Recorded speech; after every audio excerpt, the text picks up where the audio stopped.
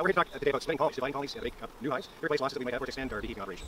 This is the animal husbandry side of beekeeping. It's something that does intimidate new beekeepers picking up these splitting colonies. But once you start doing that, you're in charge of your own self-sufficiency, and you can absorb losses through the winter because you're always making up new colonies. So I encourage everybody to give this a try if you haven't already. And as you'll see, there's simple ways of doing it. We're going to show 3 different methods. There are many different methods of splitting these, but we'll show 3 that we find work pretty well. If you've seen our double nuke video, you'll see our preferred method of making up new colonies, but we'll show you 3 other ones starting right. First thing to help you out, and first thing we'll do is we'll go through this colony and we're going to find the queen. So this method does require finding the queen of the colony. The other 2 methods we're going to show can be used if you're having difficulty finding the colony, or you don't want to take time to find the colony, or you find that process intimidating. So we'll take these honey supers off. Good strong colony, lots of honey in both of these boxes. So we'll go down into the brood chamber. I like to have a sit down to find this queen, and we'll just work through frame by frame and find a queen in the cage here so we can then make up a split.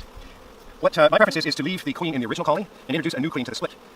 The split just won't be as strong as the parent colony, and so it's more likely to accept a new queen than a big strong colony. Nice big solid brood pattern there, and we're just searching through to find our queen.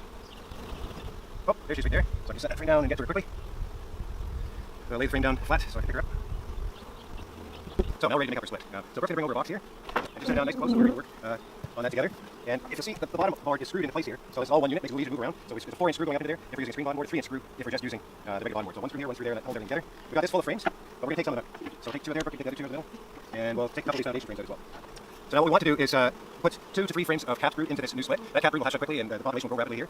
This is a pretty warm day, it's about 28 degrees, so there's not a lot of bees in the brood chamber, and we're going to need to add a lot extra bees to keep that brood warm when it gets cooler tonight. We're going to make up the split and leave it in the same yard, so we'll lose these back to the original location. So we need to add lots of extra bees for those 2 reasons. So we'll take a nice frame of capped brood, I'll pass that to Brooke, she can put it in. Another nice frame of capped brood. And we're going to give 3 frames of capped brood. We've left lots of extra space here so that we can shake bees into that extra space as well. So we're going to shake a minimum of 3 more brood frames in. So we're adding young bees. The young bees are here into the brood frames, and they're more likely to stay with a split. So we'll shake those in, we take a real sharp shake. You hold it very firmly and give it a sharp shake. Lots of nectar coming off with that shake. So those bees stay down nicely there for us. So 1, 2, 3. And we're actually going to give it 4 shakes here. This colony will recover pretty well. There's bees up in the honey supers. There's lots of bees out foraging, so they'll rebound very quickly, and it won't hurt for us to take some of these bees out. Okay, so now we put all these frames back in place. We're going to keep the brood together, all in the middle here, and then we're going to put extra frames back in. We'll grab a couple honey frames in. So put a foundation frame in there. And basically put in what we have for frames. These bees will do well with that. This one's got quite a bit of honey in it. They'll move that honey up into the honey supers. Got a partly drawn comb here, we'll put that in. So now we're back to 10 frames there, and we can release the queen in the parent colony and put it back together. Going back to the split, we now have our 3 brood frames. We're going to put those in the middle, and we're going to put drawn comb on either side of those if it's available. So we've got drawn comb here, and then we'll finish up with the last foundation frame there. We'll put an ear cover on there, we'll get that bit of smoke. And we'll put that ear cover on there. Now, what I like to do when I make a split is move it to a new location so that the bees reorient better to their new hive. But not everybody has different locations to put their bees. So in that case, what we would do is reduce this entrance and set it somewhere in our bee yard. We're just going to set it off over here, and that would be the new location for our beehive. So once we make a split up, the next thing is this is a queen of splits. We either need to introduce a mated queen, which I have here, or a queen cell. So in either case, we open up the colony. Some people choose to leave the colony queenless for a day before they do this. Other beekeepers introduce the queen right away. It doesn't make a great deal of difference. So we go to the brood frames that we had to put in the middle, and we orient the cage facing the screen facing down, and just put that in between those frames like so.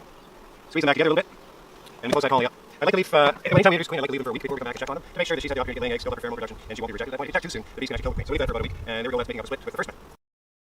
So the first method, making up splits, you can do all at one time. Just go to the yard and make a split after you find the queen. The next 2 methods we're going to show you, you don't need to find the queens, but you do need to do it in 2 time intervals. So the first method we're going to do is we're going to take a split out of this box, but leave the bees down in the box. So we don't have to find the queen, because if we leave all the bees from the brood chamber down there, she can't be with the brood frames that move up. We'll see what I need in a second here. So take the honey supers off. First going to help you out with that. Alright, so now we're down to the brood chamber. We're not even going to look at the queen. We're going to make sure they're queen right. They've got eggs, larvae, and all the normal stuff in there. But we're going to I can look down there now, I can see capped worker pupa, so I know everything's in a normal situation. We're just going to set another box down beside here on the bond board. Sorry, I got that bond board. We'll just set it, keep it off the grass. There we go. So what we'll do is we'll take 4 frames out of the middle of that. You can go ahead and that, Brooke. While she's doing that, I'm pulling out a frame here.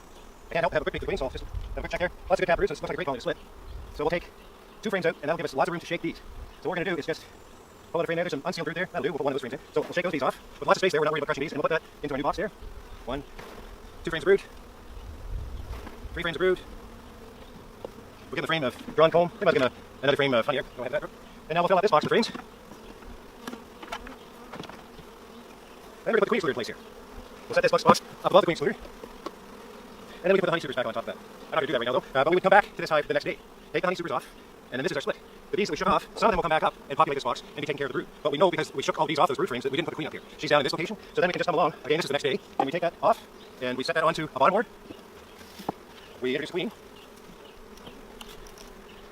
There actually isn't a queen in that cage, but we're just showing how we do this. So we introduce that queen, and then we put the inner cover on, and the lid, and presto, we have a beehive. So we haven't had to find a queen, and we've chosen the right amount of brood to take. The bees themselves have repopulated, so there's the right amount of bees on that brood. It'd be ideal if you took this off early in the morning when there are lots of bees surrounding that brood, so you get that split made up at that time of the day. Moving on to the next method of making up splits. So this is the last method of splitting hives we're going to show you. As you can see, this hive has 2 brood chambers. So it started off with 1 brood chamber, we gave it a second brood chamber, and now we're going to divide those 2 brood chambers, so we'll make a split by dividing the whole colony. To make it a little easier so we don't have to find the queens, what we're going to do is put a queen excluder in that position, leave one in this position, so you need 2 queen excluders for this job. And let's get started with that. We'll take the honey supers off first. So now we're going to split this box, and it'll be a little hard to pry apart. We'll pry up, and then we'll move our hive tool in here, and pry any frames down, they're sticking. But yeah, it's definitely stuck on there. There we go. So, Excellent, great, thanks, bro. And then we'll set that box down in place. We'll put the original queen excluder back on, which is right here, obviously still on, and then we can start honey super back on. We're going to leave this colony for a week now. So this method requires a considerable period of time to plan and execute. What we're going to do is we're going to come back in a week and we're going to divide these two boxes. So let's just pretend that this is a week has elapsed and we're coming back to check on the colony. Nice day, Amber. Here we go. We'll take that apart all over again. Let's do this 2 at a time this time. What I want to see now is where the queen is. Because we've left it for a week, there will only be eggs in the brood chamber where the queen is present. And that's the colony, or the box that we're going to leave in position, in the original location. So just loosen up a few frames there. Pretty much just honey here. I'm going to go over more to the middle where we can see where the brood is.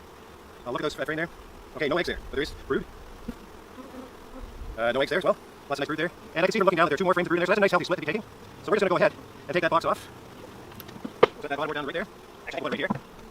And we get that frame back into place. We'll grab that box, it's pretty heavy. And we'll set it down there.